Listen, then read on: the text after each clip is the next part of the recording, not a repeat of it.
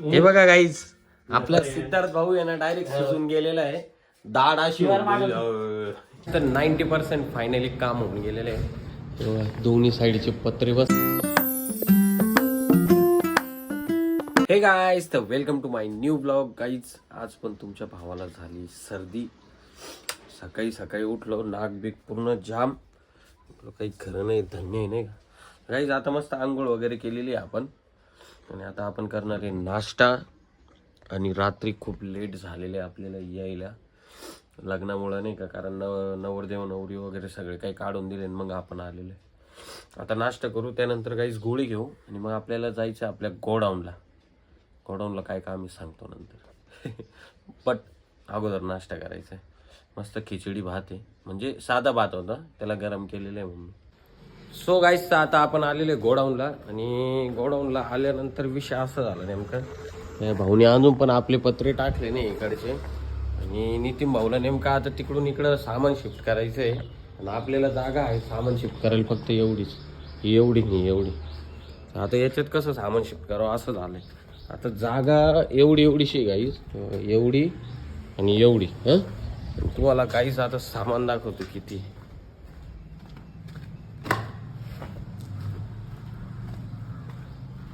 सामान दाखव, हे बघा गाईस, हे एवढं सामान, त्यानंतर हे एवढं सामान. आता कसं काय एवढ्या जागेत, एवढ्याशा जागेत एवढं सामान बस, अशी गंमत झाली. डोक्याला ताण झालं त्याच्यात सर्दी. आकाश भाऊ इकडं काम करतोय, रूम साफ करायचं काम चालू आहे भाऊचं. हे रूम साफ झाले का मग भाऊ आपलं सगळं सामान शिफ्ट करून देणार आहे तिकडं. गाईज, एवढे वांदे झालेले आहे ना मटेरियल ठेवायचे प्रमाणाच्या बाहेर. हे बघा, हे कसं ठेवलेलं आहे, आणि ते पण उघड्यावर. कसे हाल झाले. हे एवढं, त्यानंतर हे एवढं, हे अजून गाईज तिकडं सामान बाकी. आकाश नेमकं त्याच्या कामात आहे, मनीष होता इथं, मग काय गाईज मनीषला घेऊन टाकलं सोबत. आकाशचं अजून एवढं काम बाकी, मग थोडीफार मदत कराल तो. आता इथलं झाडू वगैरे मारून घेऊ आपण पूर्ण, म्हणजे मग आपली जी रिफिलिंगची मशीन आहे ती आपल्याला इथं शिफ्ट करायला, कारण ती आपल्या कामाची कंटिन्यू लागते आपल्याला नाही का, म्हणून. जे वांदे झाले, धुळकंड बघा, फुल धूळ विषय. इकडं तो आकाश धूळ उठवतोय त्याच्या. गाईस, तर जस्ट ना आत्ताशी सगळं काम झालेलं आहे. आता फक्त हा कचरा वगैरे पडलेला आहे नाही का. आता नितीन भाऊ त्यांना सामान शिफ्ट करायचं इकडं. आपण सगळं असं ह्या कोपऱ्यात आणि त्या एका रूममध्ये सगळं उघड्यावर सगळं जेवढं पण सामान आहे गाईस सगळं टाकून दिलेलं आहे.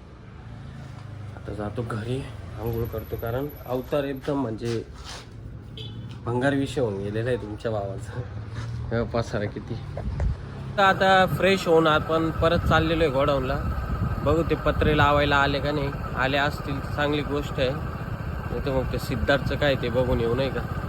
तीच तर आपण गेलो होतो आता स्टेशनला, कारण आपल्याला स्प्रिंकलर आणायला जायचे होते नाही का सरांकडे. तर त्या सरांनी स्प्रिंकलर दिलेले, आणि काही स्प्रिंकलर सगळे असे टॅपलॉन वगैरे जे आहे गाईस ते सगळे आपण असे पोटात लपून आणलेले आहे. आणि आता चाललेले गोडाऊनला घेऊन.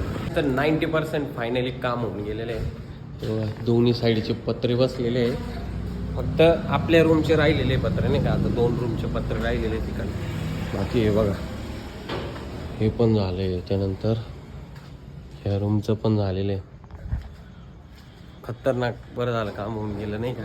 फक्त 2 रूमचं राहिलं, आता ते उद्या होईल आपलं, म्हणजे मग टेन्शन नाही. हे बघा गाईज, आपला सिद्धार्थ भाऊ यांना डायरेक्ट सुजून गेलेला आहे. दाढ अशी. हे बघा बघा बघा बघा इथे बघा, हे बघा दाखवत, हे बघा